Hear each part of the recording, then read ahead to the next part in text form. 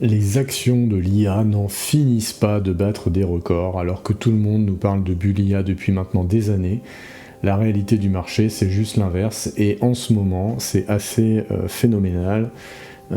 Nvidia et Broadcom notamment, dont j'ai envie de parler dans cette vidéo un peu en passant. On est le dimanche soir, et je vous fais un peu une petite revue de presse, en appuyant tout ça comme d'habitude avec quelques courbes et quelques analyses d'actions.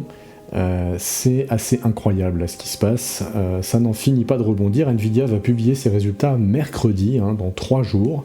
Là on est le 17 mai 2026 quand j'enregistre cette vidéo, et la société elle a encore rebondi massivement ces dernières semaines. D'ailleurs les actions de la tech, les actions de l'IA, des semi-conducteurs ont complètement tiré vers le haut les indices, notamment le S&P 500.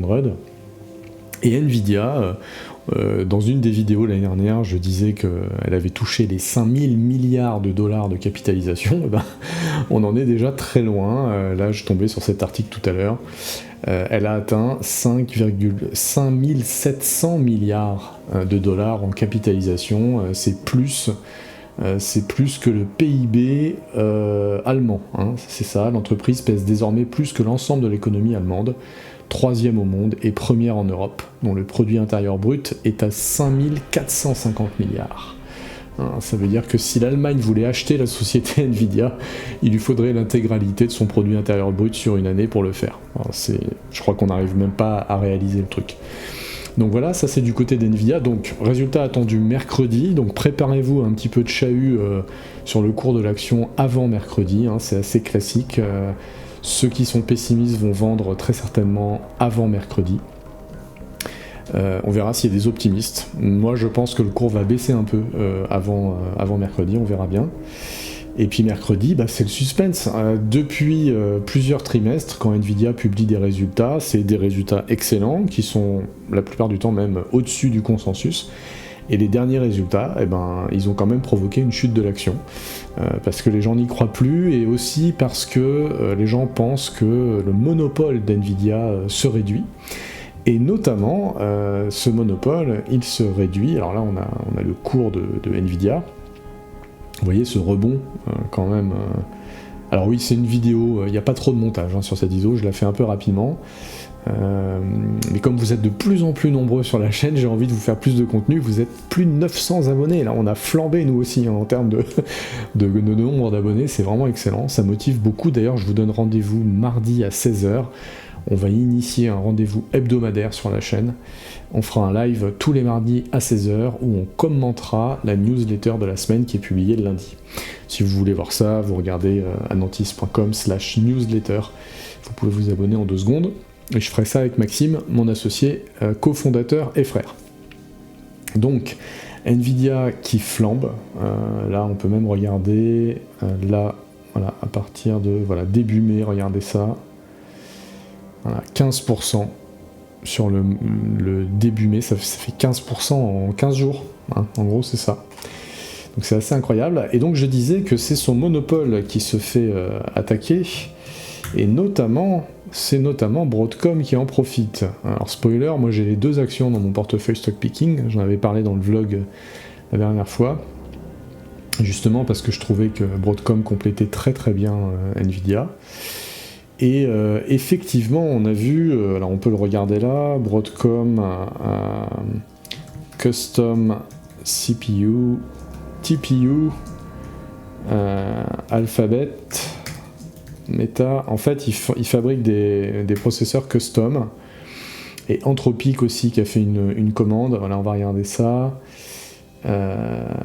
Meta, et ils ont eu un deal, des deals phénoménaux là. Ils ont un carnet de commandes qui est saturé, je crois, pour, je sais plus si c'est pour l'année ou pour 18 mois. Et donc voilà, Anthropic qui a commandé un deal de TPU Broadcom, donc c'est Broadcom qui fabrique les TPU, les Tensor Process Unit. Et donc le détail, ils ont signé un multi-gigawatt agreement pour des TPU avec Google et Broadcom. Donc si j'ai bien compris, vous direz en commentaire si je me trompe, mais c'est Google qui a conçu les TPU et c'est Broadcom qui les produit. Et ça, c'est un concurrent direct au GPU de NVIDIA, pas à 100%, mais grosso modo, il y a deux phases majeures dans l'intelligence artificielle générative. Il y a l'entraînement des modèles. Alors là, c'est vraiment le GPU qui va être sollicité, enfin des énormes clusters de GPU qui vont être sollicités. On va pouvoir entraîner ces fameux frontier modèles, comme on dit, hein, les modèles des géants de l'IA. Et une fois que ces modèles sont prêts à être utilisés, quand en fait on utilise un chatbot par exemple, pour utiliser un LLM, cette fois-ci on fait ce qu'on appelle de l'inférence, c'est-à-dire qu'on envoie des données au modèle, les fameux tokens, et ce modèle produit des tokens en sortie. Ça c'est de l'inférence. Et pour faire l'inférence, les TPU sont visiblement beaucoup plus efficaces en watts consommés que les GPU. Donc ça permet pas de remplacer les GPU d'NVIDIA, mais ça permet en sortie de chaîne, une fois que les modèles sont là, de consommer beaucoup moins d'électricité. Et comme on est sur des échelles gigantesques en termes de consommation d'électricité, vous avez vu, il parle en gigawatts. Hein. Le gigawatt, c'est l'échelle de la consommation électrique d'une ville. Et bien forcément, tous les watts qu'on va économiser, ça va faire de l'argent qu'on va dépenser en moins, et ça va augmenter la marge de l'hyperscaler qui est en face. Donc ça a beaucoup d'intérêt. Et donc c'est Broadcom qui fabrique ces TPU, et ils ont signé des partenariats. Donc là on voit que le deal expands Anthropic's prior TPU collaboration, donc ça augmente la collaboration de TPU d'Anthropic, et ça va soutenir la demande croissante d'utilisation des modèles Claude. Pareil, hein, ceux qui disent que l'IA est un mirage, l'IA ne sert à rien, ils sont de moins en moins nombreux quand même. Ils sont quand même de moins en moins nombreux. Mais là, on a encore une preuve que c'est pas vrai. Voilà, la demande des fournisseurs d'IA ne fait que monter. Anthropic, ici, en est l'exemple, et 30 milliards de dollars de revenus prévus. Et donc c'est ce que je disais tout à l'heure, Broadcom bénéficie d'une offre long terme, d'une visibilité, enfin un carnet de commandes long terme, ce qui renforce sa position dans les processeurs IA customisés, et également dans le réseau optique, qui est intrinsèquement lié. Voilà, et donc Google aussi qui se défend très très bien dans cette histoire. D'ailleurs, si vous regardez l'action de Google, c'est la même chose, hein. C'est exactement la même courbe depuis le mois d'avril, ça flambe, ça flambe, ça flambe. Et donc ce que je voulais vous montrer également, c'était Broadcom. Ce qui est assez intéressant, c'est de comparer avec NVIDIA. Et là, on voit une corrélation très très forte, avec Broadcom qui a d'ailleurs bien mieux rebondi que NVIDIA, hein, puisque justement tout le rationnel qui est derrière, c'est ce que je viens de vous expliquer. Il y a beaucoup d'investisseurs qui pensent que voilà, le marché se split un peu mieux, NVIDIA perd un peu de son monopole, ce qui ne veut pas du tout dire qu'NVIDIA perd de son intérêt, bien au contraire, ça reste le leader incontesté de l'infrastructure IA, ça c'est sûr et certain, mais voilà, le gâteau se partage un peu mieux. Et un des gagnants de ce partage, c'est vraisemblablement Broadcom. Donc toujours un candidat très intéressant en portefeuille, si on veut se constituer quelques valeurs pour s'exposer à l'IA. Alors après, on peut regarder aussi les actions dont on parle régulièrement sur cette chaîne, Micron Technology. Alors là, c'est même encore bien plus impressionnant, vous voyez. Peut-être que si je me mets sur à peu près la même échelle, j'étais début mai tout à l'heure. Non, c'est à peu près similaire, 17%. C'est juste une illusion d'optique parce que ça a flambé récemment. Mais c'est vrai que Micron, sur le début de l'année... où est-ce que c'est le début de l'année? C'est par là. C'est ici. C'est tout simplement le graphique qu'on a à l'écran. Voilà, 150% depuis janvier sur cette action. Donc l'IA continue de flamber. Voilà, c'est toujours pas fini, le film n'est pas encore fini. Alors je sais pas ce que vous en pensez, vous. Moi je suis exposé sur NVIDIA et sur Broadcom. D'ailleurs c'est très intéressant, Voilà, ça c'est mon fameux portefeuille dont j'ai parlé dans le vlog, et donc je parle tous les mois dans le vlog. Mais ce qui m'amuse un petit peu, c'est d'aller dans l'onglet Performance. Donc là, on est dans l'application Anantis, hein, vous connaissez sur la chaîne. Si vous venez d'arriver sur la chaîne, c'est une application qu'on propose en SaaS. Vous pouvez tester pendant 21 jours gratuitement. Il vous suffit d'un email, pas besoin de carte bleue, et vous avez presque un mois pour tester toutes les fonctionnalités en mode bridé. Vous avez même 50 crédits IA offerts, parce qu'on a un assistant IA totalement intégré à l'application, qui voit ce que vous voyez, qui est connecté à la base de données, enfin bref, je ne vais pas vous faire le pitch en long et en large, testez, ça vaut 1000 fois mieux, mais n'hésitez pas à tester, et puis après si ça vous plaît, vous pouvez vous abonner. Et d'ailleurs, si vous avez regardé jusqu'ici, je vous donne le petit code Anantis AI, si vous vous abonnez, vous aurez 20% de réduction. Donc ce qui est sympa à faire ici, c'est tout simplement de comparer, donc en jaune c'est mon portefeuille, hein, et en pointillé c'est mon capital investi. Vous voyez que j'ai réduit récemment, tout simplement parce que les indices sont à leur plus haut depuis de nombreuses semaines, et c'est la logique d'Anantis aussi, c'est de me guider dans des rééquilibrages, pour pas être trop exposé au moment où la probabilité est la plus grande de baisse en fait. Et ce qui est intéressant ici à voir, c'est demander de superposer Nvidia et Broadcom au portefeuille. Et là, on voit en un clin d'œil que effectivement ces deux lignes tirent mon portefeuille vers le haut en ce moment. Alors c'est bien parce qu'il a un peu souffert ce portefeuille-là ces derniers mois, j'en parlais dans le vlog dernier, et c'est une manière très visuelle de voir quels sont vos drivers en fait de performance.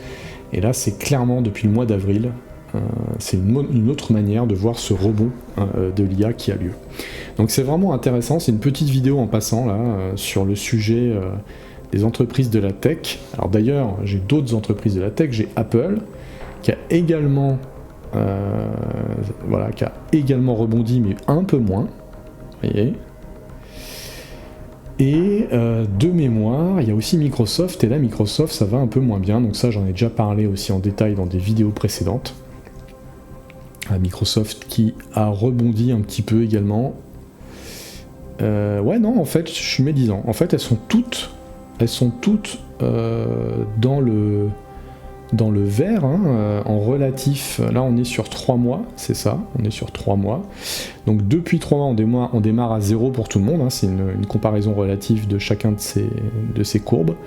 Et ben ces quatre valeurs sont en positif depuis 3 mois, elles ont progressé depuis 3 mois, et elles contribuent à tirer le portefeuille vers le haut, donc c'est vraiment bien. Et puis on voit de manière très nette que c'est les valeurs IA qui sont très fortement en hausse, 13% pour 21% pardon, pour Nvidia, 28% pour Broadcom. Ensuite, on franchit une marche avec Apple à 13% et Microsoft à 6%. Voilà, donc des valeurs que je vais bien évidemment garder, hein, c'est toujours la même logique, ce portefeuille c'est du buy and hold, je ne vends pas, je rééquilibre juste 2 fois par an. Mais je suis assez intéressé de voir ce que vous pensez, vous, de ces actions, est-ce qu'il faut réduire ou pas. Il y a les résultats d'Nvidia qui arrivent donc mercredi, et puis Broadcom ce sera début juin. Donc on va être dans un petit momentum intéressant là pour les valeurs IA, on va voir ce qui va se passer. Et c'est sûr et certain que les résultats d'Nvidia vont être scrutés à la loupe par rapport aux objectifs. Alors ce qu'on peut regarder aussi, c'est le fameux PER. On voit ici, on est sur Nvidia, que son PER qu'on a ici en bas, il est à 45, donc ça reste quand même assez important. Mais c'est toujours pareil, un PER, ça ne s'interprète pas d'une manière comme ça brute. Il faut aussi regarder la croissance de l'entreprise, et plus cette croissance est haute, moins un PER élevé veut dire que l'entreprise est chère, hein. Et d'ailleurs, il y a un indicateur intéressant, vous pourrez regarder si ça vous intéresse, le PEG. En fait, on va prendre le PER, on va le diviser par la croissance future de l'entreprise. Et si vous êtes en dessous de 1, ou si vous êtes autour de 1, vous êtes à un prix à peu près raisonnable. C'est un indicateur qui est très utilisé pour estimer si une entreprise est chère ou pas. Voilà, donc là, j'ai sur ce site, on a tout ce type d'infos qui sont intéressantes. Donc là, on a le PEG ratio à 0,76 pour Broadcom. Donc on voit que finalement, si on prend cet esprit-là, Broadcom n'est pas si cher parce que taux de croissance énorme, donc si le taux de croissance se confirme, forcément, les revenus augmentent, et quand les revenus augmentent, eh ben, le PER va diminuer par rapport à un prix d'action constant, c'est évident vu que c'est une division. Et donc avec le taux de croissance, alors là je sais pas où ils affichent le taux de croissance exactement, mais en tout cas le calcul est fait pour nous et on est en dessous de 1, donc ce qui veut dire qu'en réalité Broadcom, malgré un PER assez élevé, d'après cet indicateur là, n'est pas si cher que ça. Et Nvidia, on est encore moins de mémoire, PEG ratio, voilà, on est à 0,68. Donc si on prend ces indicateurs-là, qui partent du postulat que le taux de croissance va se confirmer, et il y a très peu de chances que ce soit pas le cas, vu que les carnets de commandes explosent, que les data centers se construisent en masse, et que ces fournisseurs sont des fournisseurs clés pour ces infrastructures, eh bien, en réalité, ces actions ne sont pas chères. Voilà, donc c'est pour donner un angle un petit peu différent de lecture. Voilà, l'idée, c'est un petit peu aussi de discuter de tout ça et de vous fournir quelques clés de lecture en ce moment, où tout le monde parle de bulle IA et du fait que ces actions sont beaucoup trop chères. Eh ben, c'est peut-être pas le cas. Voilà, je sais pas ce que vous en pensez, n'hésitez pas à le dire en commentaire, et si vous tombez sur cette vidéo et que vous ne faites pas encore partie des plus de 900 abonnés de la chaîne, c'est le moment ou jamais de le faire. Moi je vous dis à mardi pour le live, et à bientôt, investissez bien.